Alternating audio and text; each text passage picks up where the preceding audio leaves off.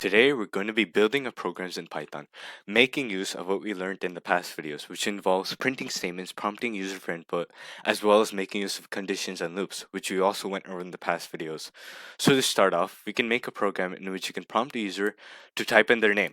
So first, we can define a variable here called name. We're going to prompt the user to type in input, which is exactly what we did in the past videos.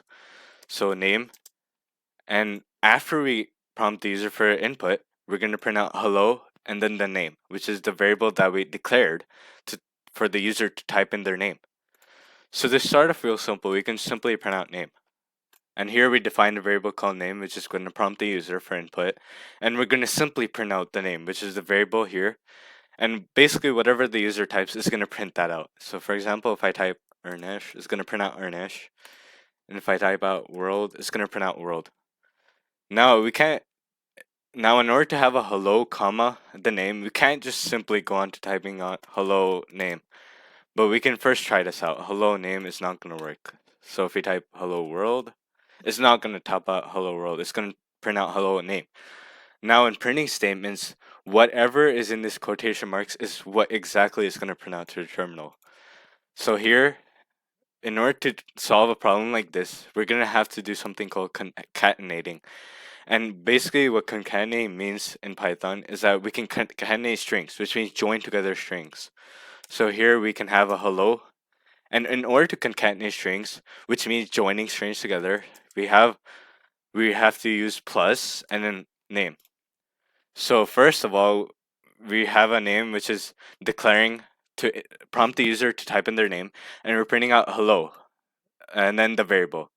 So here we have a quotation marks hello and plus, which means joining strings together. It's going to join this hello, and it's going to join this name, which is the variable we defined up here. So now if I type hello Arnesh, this is going to print out hello Arnesh, and if I type out print hello world, it's going to print out hello world.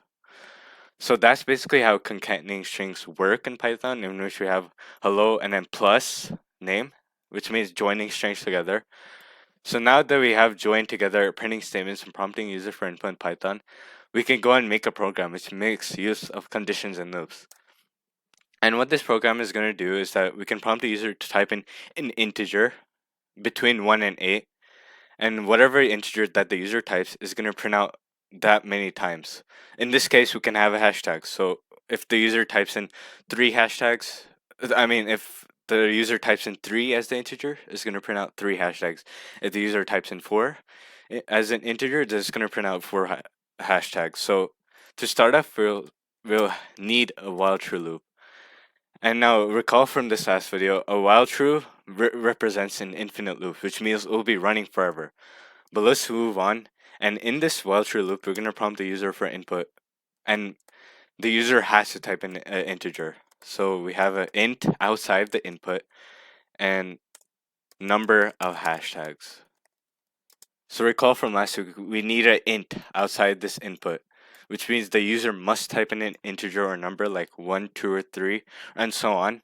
And it can't be a text like hello world. Otherwise, it won't work in this program. So now we're going to have to use a condition in this while loop to represent the strict rules of what the user must type as an integer. In this case, we're going to have the user type in an integer between 1 and 8. So here we have we can have n is the variable that we prompt the user to type in their input for an integer, and we have n is greater than or equal to 1, which means that the user must type in an integer that's greater than or equal to 1, and n is less than or equal to 8. Now in Python, in conditions, we can simply just use and or. So in this case, we have an and basically these two statements are going to be checked. Checking if these two statements are true, then it's going to run a certain command. Now in this case, we can use something called a break. And what break is going to do is that, recall, we have a while true loop, which means an infinite loop. And in this program, we can't have an infinite loop because it's going to prompt the user to type in input forever. So what break is going to basically do is going to break out of this while loop and move on to the next loop.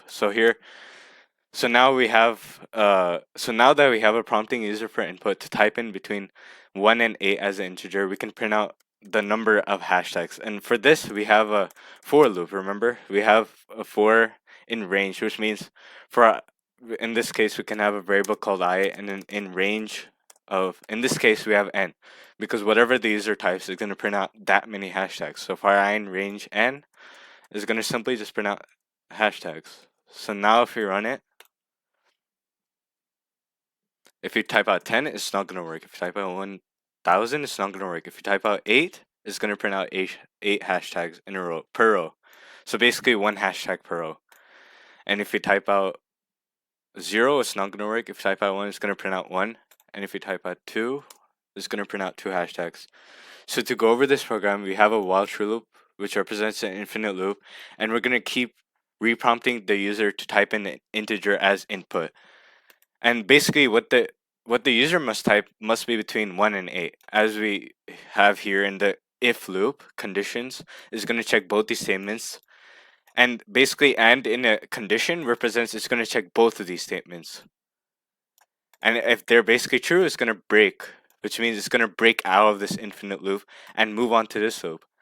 And now recall from last video, we have a for loop, which represents we can have something like a sum variable iterating a certain amount of times. So we can have a random variable like I, and in range. So in this range of n, which is what the user is going to type in as n, it's going to print out this many hashtags. And remember, we need a colon at the end of the if loop and a while and a for loops. So now if we run 3, for example, to recheck again, we have 3 hashtags.